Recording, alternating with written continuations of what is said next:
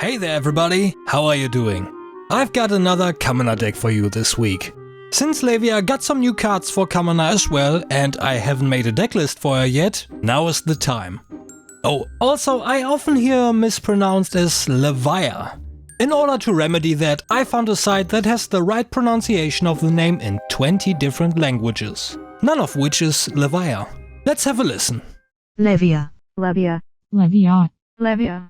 Levia. Levia. Levia. Levia. Levia. Levia. Levia. Levia. Levia. Levia. Levia. Levia. Levia. Levia. Uvia. Wait, what the hell, Portugal? Uvia. How do you come up with that? All jokes aside though, the new commons that banish a hand card as an additional cost to play them is a nice addition for Kamana Levia. Especially in this deck where we most likely only play one attack per turn, but one that really hurts. The main thing to keep track of with Levia are of course the Blood Dead cards in our banished zone. Early on it's not too much of a problem, but as the banished zone fills up with them, well, RNGesus might smite down the evil Shadow Demon by not letting us banish a card with 6 or more power. But we'll get to that in just a bit. Other than the Blood Dead part, the deck is actually pretty simple. Big card, opponent's face, big ouchie, opponent loses. What could possibly go wrong with a plan as thorough as that? Now for the cost. It clocks in at €5.24, which isn't too bad at all. Certainly one of the main reasons why I love Kamana. Our hero Levia does one thing and one thing only. If a card with 6 or more power has been put into our banished zone this turn, cards we own lose Blood Dead during the end phase. Most of the cards we play want us to banish cards either from our hand or our graveyard as an additional cost to play them. Filling up our graveyard isn't really a problem, and as for banishing the right cards from our hand, if possible make sure you pitch the cards that don't have 6 or more power to play cards like Tribute to Demolition in order to guarantee the card's own effect as well as Levia's. In the weapon slot we have the new Hellhammer. Mainly because I really wanted to try it out and because it just looks so damn cool. Ultimately, I think it will be banished to our arsenal in favor of the old reliable Ravenous Meat Axe, but let's check it out nonetheless. It has 6 power and can attack once per turn for the cost of 2 resources. The big downside is that we have to banish it when the combat chain closes. And what's more, it also has Blood Dead. Ouch. Why oh why do you have to look so good, Hellhammer? We'll adorn our head with a beautiful Ebonfold. Its instant ability can actually save us from the brink of death by Blood Dead once. Pay 1 resource and destroy it to banish a card from our hand. If it's a shadow card, we draw a card. So, banish a card with 6+ power, which is in all likelihood a shadow card as well, trigger Levia and draw a card. It also has Spell Void too. Barkbone Strapping can be destroyed at instant speed to let us roll a 6-sided die. We gain resources equal to half the number rounded down. The cherry on top is that it has 1 defense and Battle Worn. Goliath Gauntlet, bet you didn't know that was here, right? Can be destroyed to give the next attack action card we play that turn with cost 2 or more 2 additional power. And Hooves of the Shadow Beast, actually a card I haven't talked about before, can be destroyed whenever a card with 6 or more power is put into the banished zone. If we do that, we gain an action point. This is a great way to close out a game with 2 big swing attacks back to back. Like Barkbone Strapping, it also has 1 defense and Battle Worn.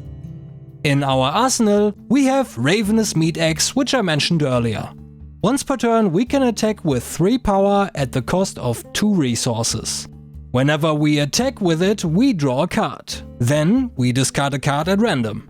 If a card with 6 or more power is discarded that way, Meat Axe gains 2 additional power. Since we run 26 attacks with 6 or more power, our chances are looking pretty good. We also have Bone Vizier if we want just a little bit more defense. It blocks for 1 and has Blade Break. When it is destroyed, we reveal the top card of our deck. If it has 6 or more power, it stays on top. Otherwise, it moves to the bottom of our deck. And also a classic for my decks, we have a one-handed weapon. Mandible Claw, in order to wield Arcane Lantern. Mandible Claw also costs 2 resources to activate and attacks for 3. If we've discarded a card with 6 or more power that turn, it gains Go Again, but that isn't really relevant in this deck. Arcane Lantern, of course, has Arcane Barrier 1, as do Null Rune Gloves and Robe, which of course will give us 3 Arcane Barrier overall. So, let's look at the deck itself now. As we're brutes, we only have to separate the deck into 2 sections. Attacks and then non-attacks. Oh, and let me add that all Shadow Brute attacks have Blood Debt. The red Battlefield Breaker and blue Wrecker Romp, which is the only pure brute attack, are probably the simplest cards in the deck. Battlefield Breaker costs 3 and attacks for 7. If we've banished a card with 6 or more power that turn, it gains +1 power. Wrecker Romp costs 2, attacks for 6, and as an additional cost to play it, we have to discard a random card. We also play all colors of Deadwood Rumbler, which feels like the most basic interpretation of what a Shadow Brute is supposed to do. What do brutes do? Well, maybe draw and discard a random card? Where does the shadow part come in? If it has 6 or more power, banish a card from a graveyard? Genius! It strikes for either 6, 7 or 8 damage. Oh, also take note that it does not have a block value.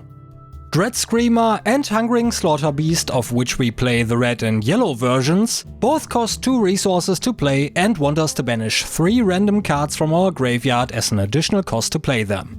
Dread Screamer hits for 6, and if a card with 6 or more was banished by its additional cost, it even gains Go Again. Hungering Slaughterbeast hits for either 6 or 7 and does nothing else. But of course we have some more new attacks from Dusk Till Dawn. The red Tribute to Demolition, as well as the red and yellow Tribute to the Legions of Doom, and Shade and Swing all want us to banish a random card from our hand as an additional cost to play them. Both tributes gain 2 additional power if a card with 6 or more power was banished that way. All of the aforementioned cards have either 6 or 7 power. That brings us to the non-attack section. Let's start that off with a Soul Instant in this deck. The blue Blood Tribute costs 0 and we use it either to pitch or to save our butts from a self-inflicted death blow by Blood Debt. It lets us opt 1 and we then banish the top card of our deck. So check if there's a 6+ power card on top of the deck, if not, put the card on the bottom and pray. The remaining cards are the red and blue Awakening Bellow as well as all colors of Unworldly Bellow. Both of these cost 1 resource to play and buff the next attack action card we play that turn. Awakening Bellow buffs that attack by either 3 or 1, but in addition to that, it also intimidates our opponent. Unworldly Bellow buffs that attack by either 4, 3 or 2 and it helps us trigger Levia as well. As an additional cost to play it, we have to banish 3 random cards from our graveyard. That brings us to the end. I hope you'll enjoy the deck. Just know that Blood Debt is a cruel mistress in a Shadow Brute deck, and playing around it can be a really tricky thing to do. Sometimes you lose and sometimes the others win can at times be pretty accurate with Levia as you slowly succumb to your own cards. But now, if you would consider liking the video and subscribing if you haven't already, I would really appreciate that. There will be a lot more deck techs for all kinds of formats as well as gameplay videos coming your way. Right now it's still a bit all over the place, but hopefully I can return to a more consistent schedule sometime next month. More on that when we get there though. That's it from me, take care of yourselves and I will see you in the next one.